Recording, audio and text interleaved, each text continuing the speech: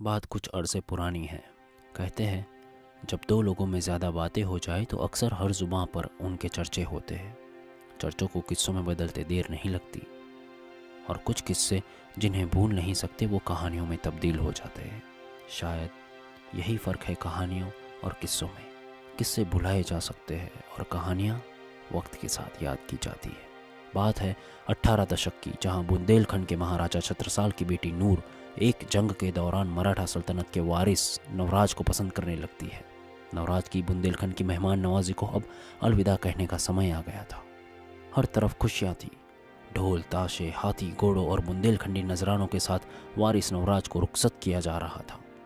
पर नूर का यकीन था कि अधूरी मुलाकात फिर से मिलने का खामोश वादा होता है और उनके पिता छत्रसाल से नवराज के किए हुए वादे पर अब नूर की जिंदगी टिकी हुई थी कि जल्द ही कुछ महीनों की जंग से लौटकर मराठा सल्तनत की हामी के साथ नूर को लेने आएंगे। कुछ हफ्ते बीत गए। हफ्ते महीनों में और महीने साल में तब्दील होने लगे। गुजरते मौसम के साथ नूर की तबीयत भी नासाज रहने लगी थी। तभी राजा छत्रसाल के हुक्म पर नूर के मनोरंजन के लिए महल के पास रहते एक अजीब बर्ताव करने वाले चित्रकार को बुलाया गया, जिसके किस्से अक्सर महल की दीवार फांद कर राजा के कानों तक आ ही जाते थे। राजा छत्रसाल चित्रकार से कहते हैं, कुछ ऐसी कलाकृति बनाओ जिससे नूर का ध्यान आकर्षित हो, जिससे वो कुछ वक्त ही सही नवराज की दुनिया से बह निकले, और ऐसा करने पर कलाकार को मुंह मांगी बख्शिश अदा की जाएगी।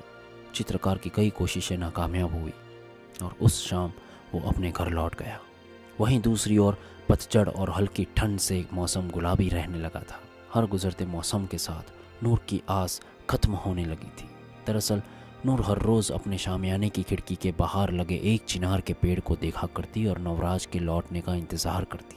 हर दिन पेड़ पर से पत्ते कम होते और नूर को लगता, जिस दिन पेड़ की शाखों पर कोई पत्ता नहीं बचेगा मेरी सांसें भी इंतज़ार की टहनी से रुखसत हो जाएगी। इस डर के चलते नूर ने अपने आप को शामियाने में कैद कर लिया था। हर पल उसकी उम्मीद भरी निगाहें उस चिनार के पेड़ पर टिकी रहती, पर समाज की दुनियादारी के चलते सूरज में इश्क का दरिया अक्सर सूखने की कगार पर आ ही जाता है। सर्द ठंड की रात में हल्के चिराग की रोशनी में अपने बिस्तर पर नूर के जहन में चिनार के कुछ आखिरी पत्तों का ख्याल था। ख्यालों ने कब उसे सुला दिया उसे पता भी न चला। रात के तूफान के बाद फिर चहचहाती चिड़ियों ने शामियाने पर दस्तक दी, जहां उस पेड़ पर एक दो आखिरी पत्ते टिके थे, जिससे देख नूर गहरी सांस लेकर ऊपर वाले का शुक्रिया अदा करती है।